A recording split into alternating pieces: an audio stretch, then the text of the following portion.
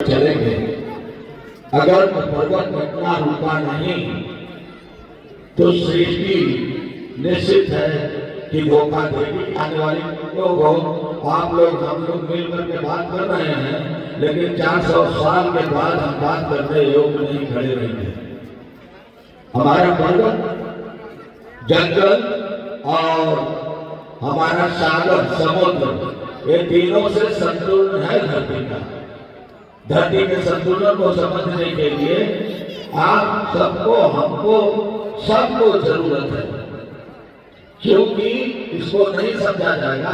आज इतनी बड़ी सभा देवेंद्र जी के माध्यम से लगा और दो शब्द हमको भी बोलने का मौका मिला है और सभी लोग एकत्रित हुए हैं, सबको हमको प्रेम का पैगाम देने का मौका मिला है।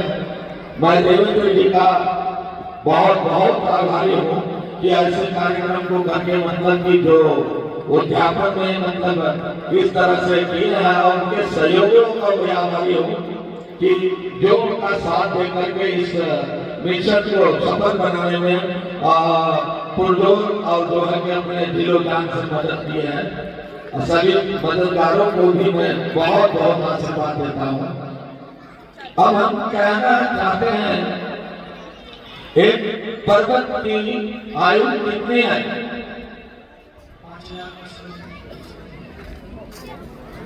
5000 वर्ष।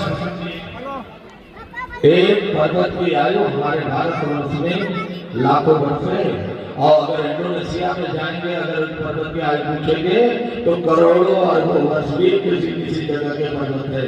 हमारे देश के पर्वत में मिट्टी पाए जाते हैं साथ में, इसलिए हमारे देश के पर्वत की आयु कम है। और इस पर्वत को काट कर सीमेंट बनाते हैं, बिल्डिंग में लगाते हैं।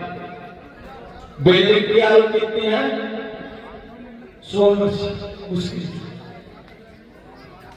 मैं पूछना चाहूंगा कि जो लाखों करोड़ वर्ष चलने वाले पर्वत का आयु करोड़ों वर्ष है, लाखों वर्ष है, उसको काटकर सीमेंट बनाकर, गिट्टी बनाकर बिल्डिंग बनाना,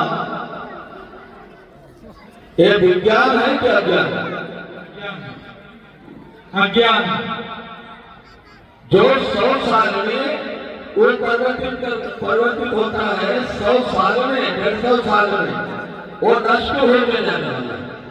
तो मैं वैज्ञानिकों को यही निवेदन करूंगा, मेरी बड़ा तर्कस चलता है वैज्ञानिकों से, और सभी वैज्ञानिकों से नाराज भी होते हैं, माफ करना।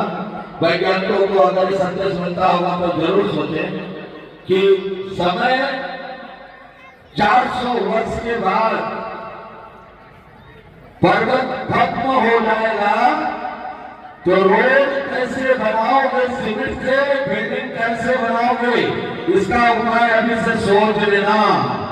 आज जो इस मंच में मैं बोल रहा हूं, इसका उपाय सोच लेना। पर्वत खत्म होने के बाद आपके पास क्या विकल्प है, अन्यथा अभी से अपने विज्ञान का परिचय देते हुए इन पर्वतों को छोड़ो, संचित करो, दूसरा विकल्प खोजो। समय है, लगातार समय में विनाश मत करो।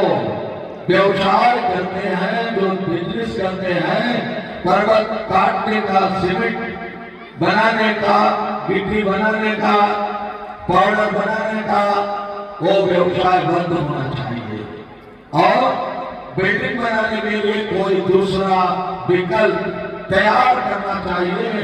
हमारे पर्वत तक पहुंचने के बाद आपके पास भी कोई विकल्प नहीं होगा